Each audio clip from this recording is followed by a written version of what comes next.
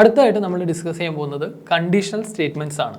നമുക്കൊരു real life എക്സാമ്പിളുമായിട്ട് നമുക്കൊന്ന് compare ചെയ്ത് നോക്കാം എന്താണ് കണ്ടീഷണൽ സ്റ്റേറ്റ്മെൻറ്റ് എന്ന്. ഫോർ എക്സാമ്പിൾ, നിങ്ങളൊരു സ്ഥലത്തേക്ക് ട്രാവൽ ചെയ്യുകയാണ്. അപ്പോൾ നിങ്ങൾ ട്രാവൽ ചെയ്യുമ്പോൾ നിങ്ങളൊരു ബസ് സ്റ്റോപ്പിൽ വെയിറ്റ് ചെയ്യണം. നിങ്ങൾ ബസ് വന്നാലല്ലേ ഇപ്പോൾ കയറുള്ളൂ, ട്രാവൽ ചെയ്യുള്ളൂ. ബസ് വന്നില്ലെങ്കിൽ പോകില്ല. ബസ് വന്നാൽ കയറും, ബസ് വന്നില്ലെങ്കിൽ പോകില്ല. അവിടെ യെസ് ഓർ നോ ഡിസിഷനാണ് നടക്കുന്നത്. യെസ് ഓർ നോ, ബസ് വന്നാൽ കയറും, ഇല്ലെങ്കിൽ പോകില്ല. അല്ലെങ്കിൽ വേറൊരു എക്സാമ്പിൾ നോക്കാം. നിങ്ങളൊരു മാർക്ക് എൻ്റർ ചെയ്യാണ്. നിങ്ങൾ മാർക്ക്, അതായത് നിങ്ങളൊരു കോളേജിലോ സ്കൂളിലോ നിങ്ങൾ പാസ്സായാവുന്നൊന്ന് ചെക്ക് ചെയ്യാണ്. 50 നിങ്ങൾ പാസ്സാവാനുള്ള മാർക്കെങ്കിൽ 50-ൽ കൂടുതലാണെങ്കിൽ എന്താണ്, നിങ്ങൾ പാസ്സായി, അല്ലെങ്കിൽ ഫെയിൽഡായി. ഇങ്ങനത്തെ സിനാരിയോസിലൊക്കെയാണ് നമ്മൾ കണ്ടീഷണൽ സ്റ്റേറ്റ്മെൻറ്റ്സ് നമ്മൾ അപ്ലൈ ചെയ്യുന്നത്. അപ്പോൾ എന്താണ് കണ്ടീഷണൽ സ്റ്റേറ്റ്മെൻറ്റ്സ് എന്ന് നമ്മൾ ചെക്ക് ചെയ്യുന്നതിന് മുന്നേ നിങ്ങൾ കുറച്ച് ഓപ്പറേറ്റേഴ്സ് അറിഞ്ഞിരിക്കണം. അതാണ് ലോജിക്കൽ ഓപ്പറേറ്റേഴ്സ് എന്ന് പറയുന്നത്. ഓക്കെ, അപ്പോൾ ലോജിക്കൽ ഓപ്പറേറ്റേഴ്സിന് നമുക്ക് എന്താണെന്ന് നമുക്കൊന്ന് നോക്കാം. അപ്പോൾ ഞാനൊരു എക്സാമ്പിൾ കാണിച്ചു തരാം. നിങ്ങൾ ഒരു ഇമേജ് കാണിച്ചു തരാം. അതിൽ ലോജിക്കൽ ഓപ്പറേറ്റേഴ്സ് ഞാൻ എക്സ്പ്ലെയിൻ ചെയ്ത് തരാം.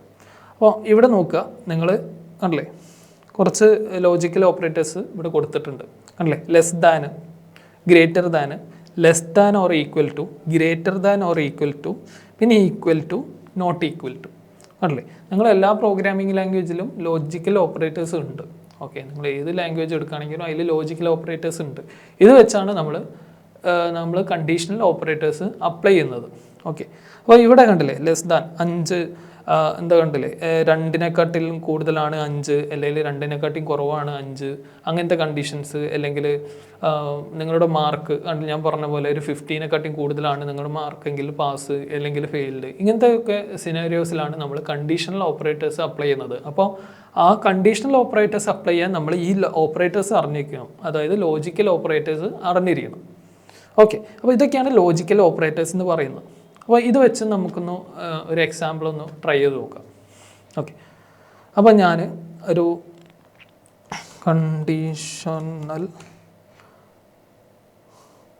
കണ്ടീഷണൽ സ്റ്റേറ്റ്മെൻറ്റ് .py, നിങ്ങൾക്ക് ഇഷ്ടമുള്ളൊരു ഫയലിൻ്റെ പേര് ക്രിയേറ്റ് ചെയ്യാം. ഞാൻ കണ്ടീഷണൽ സ്റ്റേറ്റ്മെൻറ്റ് .py എന്ന് പറഞ്ഞ ഒരു ഫയൽ ക്രിയേറ്റ് ചെയ്തു. ഓക്കെ, ഇനി ഞാനൊരു എക്സാമ്പിൾ നോക്കാം. നമുക്ക് ഒരു പാസ്വേഡിൻ്റെ സിനാരിയോ എടുത്ത് നോക്കാം. ഒരു പാസ്വേഡ് യൂസറോട് എൻ്റർ ചെയ്യാൻ പറയണം. പാസ്വേഡ് നമ്മൾ സെറ്റ് ചെയ്ത പാസ്വേഡായിട്ട് ഈക്വൽ ആണെങ്കിൽ ലോഗിൻ സക്സസ്ഫുൾ എന്ന് പറഞ്ഞ് കാണിക്കാം, അല്ലെങ്കിൽ login failed, please try again എന്ന് പറഞ്ഞ് കാണിക്കണം. അങ്ങനത്തെ ഒരു കേസ് നോക്കാം. അപ്പോൾ ഞാൻ യൂസറോട് ചോദിക്കുകയാണ് പാസ്വേഡ് എന്ന് പറഞ്ഞിട്ട്, ഞാൻ സ്ട്രിങ്ങോ ഇൻറ്റിജറോ എന്ത് വേണമെങ്കിലും ചോദിക്കാം കേട്ടോ. ഞാനിവിടെ സ്ട്രിങ് പാസ്വേഡാണ് ചോദിക്കുന്നത്, അതായത് ക്യാരക്ടേഴ്സ് പാസ്വേഡാണ് ചോദിക്കുന്നത്. ഇൻപുട്ട് യുവർ പാസ്വേഡ്, എൻ്റെ ഒരു പാസ്വേഡ് എന്ന് പറഞ്ഞ് ചോദിച്ചു. ഇനിയാണ് നമ്മൾ കണ്ടീഷണൽ സ്റ്റേറ്റ്മെൻറ്റ്സ് അപ്ലൈ ചെയ്യാൻ പോകുന്നത്. നിങ്ങൾക്ക് 2 രീതിയിൽ ചെയ്യാം, അത് ഞാൻ ലാസ്റ്റിലേക്ക് പറഞ്ഞുതരാം. നമുക്ക് ഒന്ന് സ്ക്രാച്ച് മുതൽ ഒന്ന് ചെയ്ത് നോക്കാം. ഇഫ് അല്ലേ, ഇഫ് കണ്ടീഷൻ, അതാണ് ഒന്നാമത്തെ കണ്ടീഷണൽ സ്റ്റേറ്റ്മെൻറ്റ്സ്. അപ്പോൾ ഇഫ് പാസ്വേഡ്, അതായത് നമ്മൾ യൂസർ ഇൻപുട്ട് ചെയ്ത പാസ്വേഡ് =, അപ്പോൾ ഞാൻ പറഞ്ഞല്ലോ == എന്ന് പറഞ്ഞാൽ എന്താണ്, ഈക്വൽ ടു ആണ് പറയുന്നത്. നമ്മൾ സിംഗിൾ ഈക്വൽ ടു കൊടുക്കുന്നത് എന്താ, അസൈൻ ചെയ്യാനാണ്. നമ്മൾ വേരിയബിളിലേക്ക് സ്റ്റോർ ചെയ്യാനാണ് ഒറ്റ സിംഗിൾ ഈക്വൽ ടു യൂസ് ചെയ്യുന്നത്. അപ്പോൾ നമ്മൾ ഈക്വൽ ടു ആണോ തമ്മിൽ രണ്ടും കമ്പാരിസൺ ഓപ്പറേറ്റേഴ്സ് ആയിട്ടാണ് നമ്മൾ ഇവിടെ == യൂസ് ചെയ്യുന്നത്. ഓക്കെ, രണ്ടും ഈക്വൽ ആണോ എന്ന് ചെക്ക് ചെയ്യാൻ വേണ്ടിയിട്ട്. ഓക്കെ, അപ്പോൾ ഇതിലേക്ക് വരാം. പാസ്വേഡ് എന്ന് പറയുന്നത് റോടെക് ആണെങ്കിൽ ഇവിടെ ഒരു കോളൻ ഇട്ട് കൊടുക്കണം. കണ്ടില്ലേ, ഒരു കോളൻ ഇട്ട് കൊടുക്കണം. നിങ്ങൾ ജാവയൊക്കെ പഠിച്ച ആൾക്കാരാണെങ്കിൽ ഇങ്ങനെയൊക്കെ ആയിരിക്കും അതിലുണ്ടാവുക, ഓപ്പൺ ബ്രാക്കറ്റ്, ക്ലോസ് ബ്രാക്കറ്റ്. കണ്ടില്ലേ, ഇവിടെ നമ്മളൊരു കോളൻ ഇട്ട് കൊടുക്കും. എന്നിട്ട് അതിൻ്റെ അടിയിൽ, അപ്പോൾ ഉള്ളിലേക്ക് വന്നത് കണ്ടല്ലോ, ഞാൻ എൻ്റർ അടിച്ചപ്പോൾ കണ്ടില്ലേ ഉള്ളിലേക്കാണ് വന്നത്. ഇഫ് കണ്ടീഷൻ്റെ ഉള്ളിലേക്ക്, കുറച്ച് സ്പേസ് ഇട്ടിട്ട് ഉള്ളിലേക്കാണ് വന്നത്. അതിൻ്റെ അർത്ഥമാണ് ഇഫ് കണ്ടീഷൻ്റെ ഉള്ളിലാണെന്നാണ് മീൻ ചെയ്യുന്നത്. അപ്പോൾ ഇവിടെയാണെങ്കിൽ പുറത്താണ്, എററാണ്. ഓക്കെ, അപ്പോൾ ഒരു ടാബ് അടിച്ച് ഉള്ളിലേക്കാണ് അതുണ്ടാവുക, അല്ലെങ്കിൽ ഇൻഡൻറ്റേഷൻ എററാവും. ഓക്കെ, അതിനാണ് ഇൻഡൻറ്റേഷൻ എന്ന് പറയുന്നത്. നമ്മളൊരാൾക്ക് ലെറ്ററൊക്കെ അയക്കുമ്പോൾ നിങ്ങൾ ചെയ്യാറില്ലേ, നിങ്ങൾ ടീച്ചർക്ക് ലെറ്റർ അയക്കുമ്പോൾ നിങ്ങൾ റെസ്പെക്റ്റഡ് സാർ എന്ന് പറഞ്ഞിട്ട് കുറച്ച് സ്പേസ് ഇട്ടിട്ടല്ലേ എഴുതുക. അത് അതിൻ്റെ റൂളാണ്. ഓക്കെ, നമ്മൾ പ്രൊഫഷണലി യൂസ് ചെയ്യുന്ന റൂളാണ്. അപ്പം പ്രോഗ്രാമിങ്ങിൻ്റെ കേസിൽ, പൈത്തൺ പ്രോഗ്രാമിൻ്റെ കേസിൽ അതിൻ്റെ ഓരോ റൂൾസ് ആൻഡ് റെഗുലേഷൻസ് ഉണ്ട്. ഇങ്ങനെയാണ് കൊടുക്കേണ്ടത്, ഇഫ് കണ്ടീഷൻ്റെ ഉള്ളിലാണ് നിങ്ങൾ സ്റ്റേറ്റ്മെൻറ്റ് ചെയ്തിട്ടുണ്ട്, ഇങ്ങനത്തെ കണ്ടീഷനൊക്കെ ഉണ്ട്. അതിനാണ് ഇൻഡൻറ്റേഷൻ എന്ന് പറയുന്നത്. അത് ഞാൻ ലാസ്റ്റിലേക്ക് ഞങ്ങൾക്ക് ഒരു എക്സാമ്പിളോട് കൂടി കാണിച്ചു തരാം. അപ്പോൾ ഇവിടെ കണ്ടല്ലേ, നമ്മുടെ പാസ്വേഡ് റോട്ടൊക്കെ ആയിട്ട് മാച്ച് ആണെങ്കിൽ നമുക്ക് പ്രിൻ്റ് ലോഗിൻ മാച്ച്ഡ് എന്ന് പറഞ്ഞ് കാണിച്ചു അല്ലേ.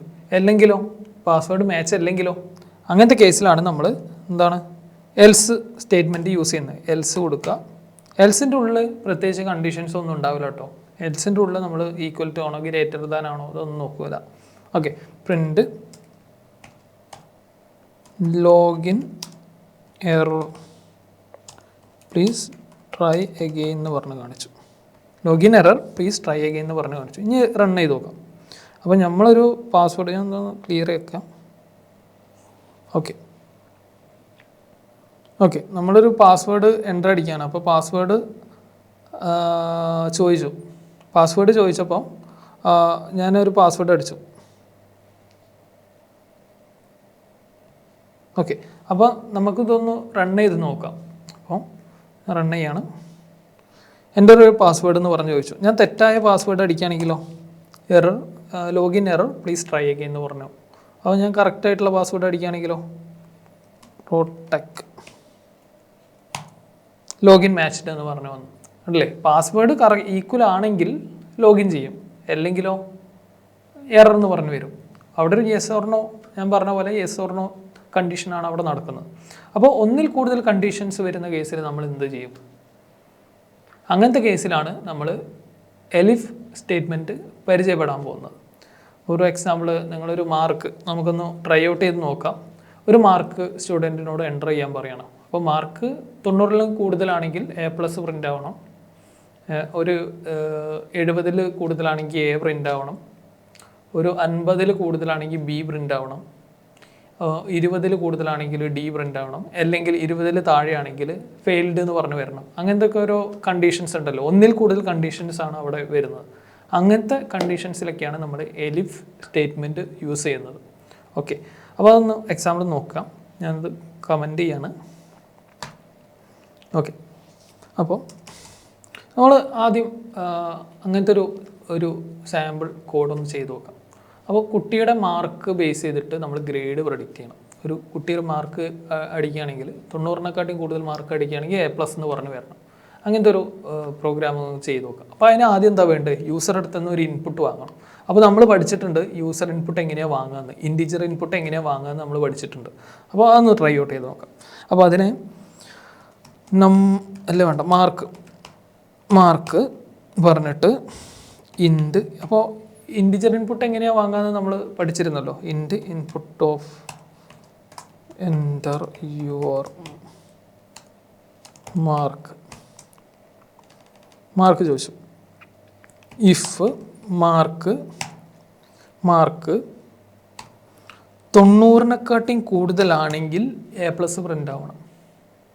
ഇനി 90-ഓ അതിൽ 90-നെക്കാട്ടും കൂടുതലോ ആവുന്ന കേസിൽ നമ്മളവിടെ പറഞ്ഞ പോലെ ലോജിക്കൽ ഓപ്പറേറ്റേഴ്സിൽ പറഞ്ഞ പോലെ greater than or equal to നമുക്ക് യൂസ് ചെയ്യാം. ഓക്കെ, 90-ഓ അതിൽ കൂടുതലോ. മറ്റെന്താ അറിയോ, നമ്മൾ 90 അടിക്കുകയാണെങ്കിൽ എന്താ വരിക ഇങ്ങനത്തെ കേസിൽ? 90 അടിക്കുകയാണെങ്കിൽ അതിൻ്റെ അടിയത്തെ A+ വരില്ല, A വരുള്ളൂ. 90-ഓ അതിൽ 90-ഓ കൂടുതലാണെങ്കിൽ A+ വരണം. അപ്പോൾ 90-ഉം പെടും. അപ്പോൾ പ്രിൻ്റ് A+ എന്ന് പറഞ്ഞു. ഓക്കെ, ഒന്നിൽ കൂടുതൽ സ്റ്റേറ്റ്മെൻറ്റ്സ്, അപ്പോഴാണ് നമ്മൾ എലിഫ് വരുന്നത്. എലിഫ് മാർക്ക് ഒരു 80-ഓ അതിൽ കൂടുതലോ ആണെങ്കിൽ greater than or equal to 80. 80-ഓ അതിൽ കൂടുതലാണെങ്കിൽ പ്രിൻ്റ് എന്താണ്? A എന്ന് പറഞ്ഞു വരണ്ടാവും.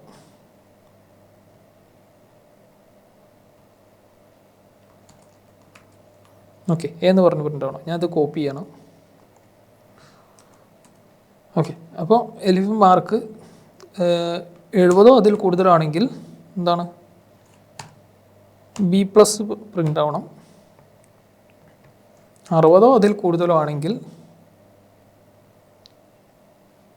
ബി പ്രിൻ്റ് ആവണം.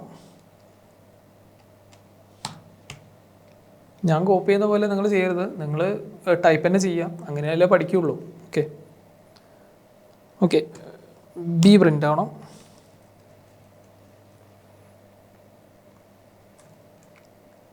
അൻപതോ അതിൽ കൂടുതലാണെങ്കിൽ സി പ്രിൻ്റ് ആവണം. ഞാൻ സി പ്ലസ് ഒന്നും ചെയ്യുന്നില്ല, നിങ്ങൾ ട്രൈ ഔട്ട് ചെയ്യുമ്പോൾ എല്ലാ മാർക്കും ഇൻക്ലൂഡഡ് ആക്കുക. ഓക്കെ, 50 അതിൽ കൂടുതലാണെങ്കിൽ സി പ്രിൻ്റ് ആവണം. ഒരു 40 അതിൽ കൂടുതലാണെങ്കിൽ ഡി പ്രിൻ്റ് ആവണം. എൽസ് ഒന്നും അല്ലാത്ത കേസിൽ, ഇതൊന്നും അല്ലെങ്കിലോ, അതായത് മാർക്ക് ഇതൊന്നും അല്ല, ഇതിലും കുറവാണെങ്കിലോ ഫെയിൽഡ് എന്ന് പറഞ്ഞ് കാണിക്കണം. അപ്പോൾ ഒന്നും അല്ലാത്ത കേസിൽ എൽസ്. അപ്പോൾ ഞാൻ പറഞ്ഞല്ലോ, എൽസിൽ നമ്മൾ പ്രത്യേകിച്ച് കണ്ടീഷൻസ് ഒന്നും കൊടുക്കില്ല, എൽസ് മാത്രമേ കൊടുക്കുള്ളൂ. ഇനി എന്തെങ്കിലും കണ്ടീഷൻസ് കൊടുക്കുകയാണെങ്കിൽ അല്ലേ മാർക്ക് അല്ലേ എററാണ്, കാരണം നമ്മൾ മാർക്ക് ശരിക്കും കൊടുക്കില്ല, കാരണം എൽസ് മാത്രമേ കൊടുക്കൂ. Else field. ഓക്കെ, ഇനി നമുക്കൊന്ന് റൺ ചെയ്ത് നോക്കാം. ഇത് ഞാൻ റൺ ചെയ്യണം.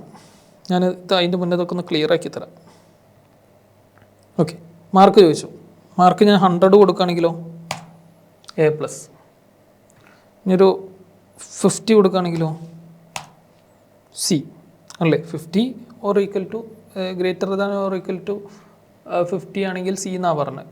ഓക്കെ, അപ്പം ഞാനൊരു 20 കൊടുക്കുകയാണെങ്കിലോ ഫെയിൽഡ്. കണ്ടല്ലോ, ഇങ്ങനെയാണ് ഇത് വർക്ക് ചെയ്യുന്നത്. അപ്പോൾ ഞാൻ നേരത്തെ പറഞ്ഞ പോലെ 90 ആണല്ലോ ഈക്വൽ ടു മാറ്റിയിട്ട്